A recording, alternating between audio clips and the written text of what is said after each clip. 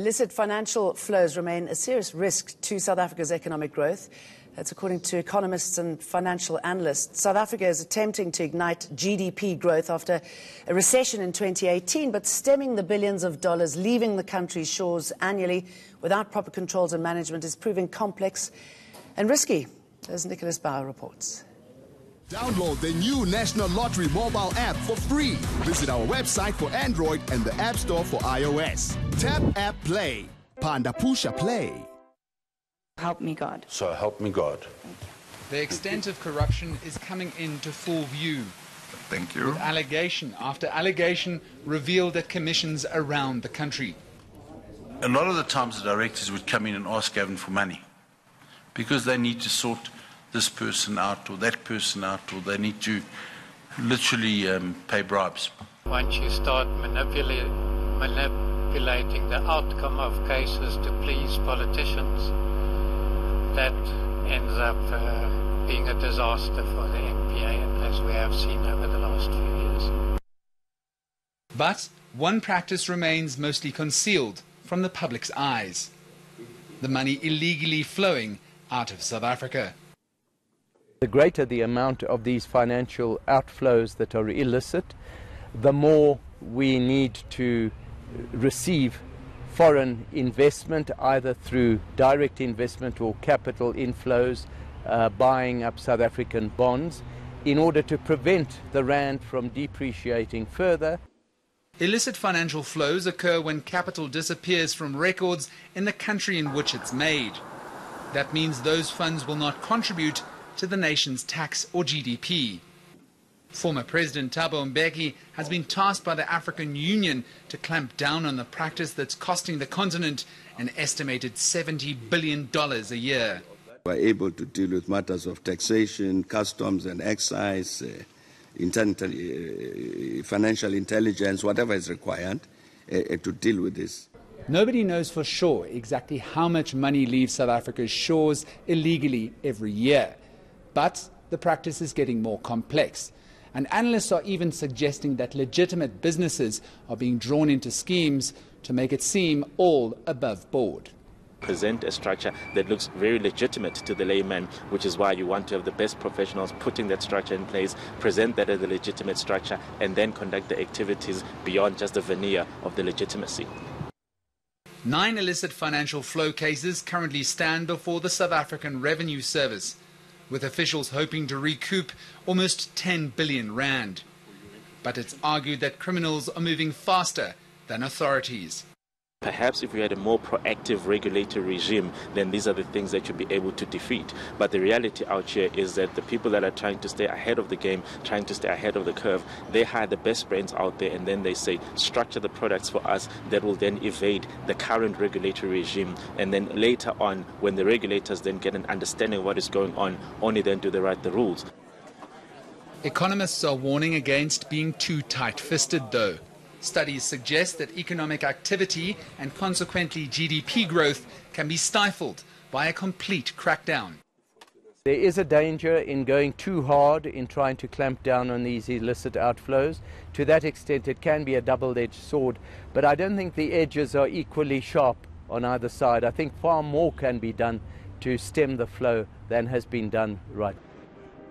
So as President Cyril Ramaphosa prepares to deliver his second State of the Nation address, there's another pressing matter on his to-do list. Nicholas Bauer, Johannesburg. Download the new National Lottery mobile app for free. Visit our website for Android and the App Store for iOS. Tap App Play. Panda Pusha Play. President Cyril Ramaphosa is preparing for his State of the Nation address on Thursday. Where to find the money to run the country amid a massive-scale corruption crisis will obviously top his agenda. And that takes us to the story of the Public Investment Corporation. Let me take you through it. It is one of the country's most crucial financial institutions. It's the biggest investor in the Johannesburg Stock Exchange. It invests around 2 trillion rand. Now, when the markets opened this morning, the PIC was leaderless. It's being probed for impropriety in investments, irregularities, and political interference. Among those whose names have been dragged into the saga are former ANC Treasurer General Zweli Mkhize. On Friday, the board resigned, but yesterday, the Deputy Minister of Finance, Montley Gungubele said Tito Mboweni hadn't formally accepted the resignations of members of the PIC board. He spoke to ENCA's Karima Brown. Let's have a look. I have not seen any formal response, but what I know is that he is going to respond in a manner that is consistent with the request. So what you are saying is that he is going to release you of your duties? I expect him to do that to the board. And no word yet on what on earth is going on from Finance Minister Tito Mboweni. So how did one of the country's most crucial institutions in charge of almost 2 trillion of public servants' pension money become so mired in corruption and instability? Is removing it from political infiltration the answer? In the studio I have Azar Jameen, Chief Economist at Econometrics. Always get that wrong, don't I? Warren Thompson, Financial Services Writer for the Financial Mail and Business Day. The magic of TV, there you were a little bit earlier on. Azar, what on earth happened? I think that one must recognize that money is very seductive. And the fact that the PIC was looking for alternative kinds of investments some of the time meant that it opened itself up to people trying to move it towards investing in something more exciting than just the ordinary shares on the JSE. And exciting for whom? Well, that's the point. It's in order to embellish certain people's pockets. Warren Thompson, what do you make of? Well, I think, Jane, it's just another symptom of a country where we've had a whole range of institutions, whether it be in the criminal justice system, all the way through government departments, state-owned entities, where political interference has been done for a political elite. So I suspect that some of the controversial deals that we've heard about involving the PIC making investments for politically connected people or proxies of politically connected people are going to come out even more so in this inquiry. We've already heard about how a friendship by at least one testimony drove the investment of the PIC in Dr. Survey's IO Technologies. And I think we're going to hear more of that as it goes on. We've certainly been led to... So in a way, the board resigning will help the investigation because finally they can do the job that they're supposed to do, one would think. It will pave the way. One of the things the inquiry was very worried about was that there was 2 investigations taking place, one internally by the PIC and one obviously by the inquiry commissioned by the President and led by the judge, retired Judge Mpati.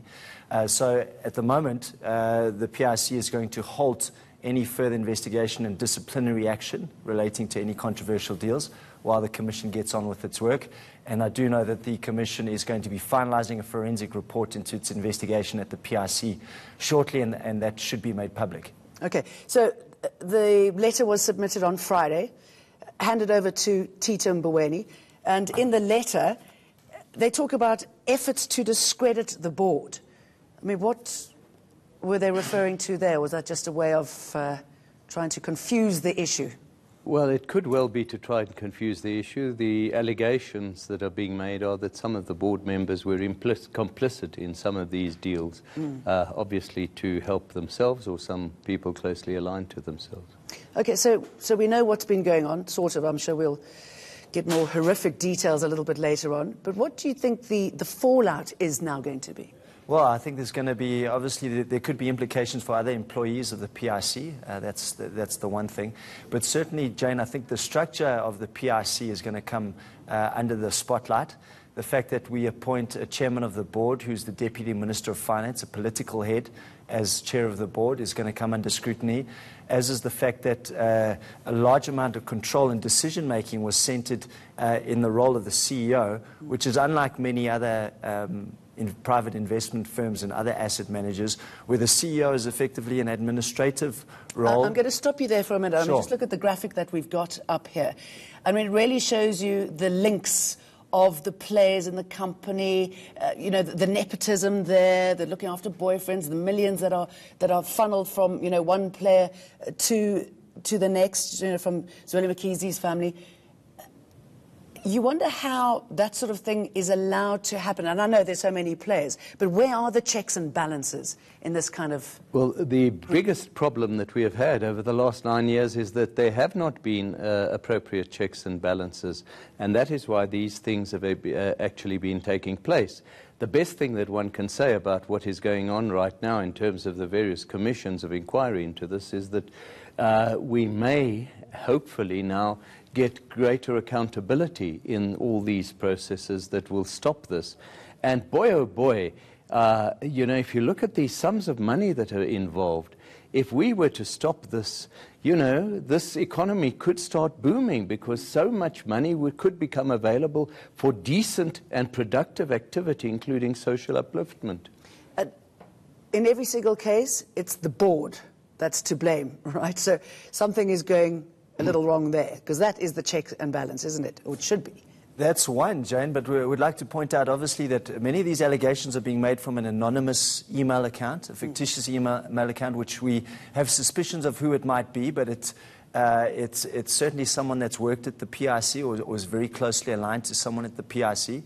So then, you know, you think about how did this happen? Well, was the whistleblower policy adequately resourced, and were people serious about it?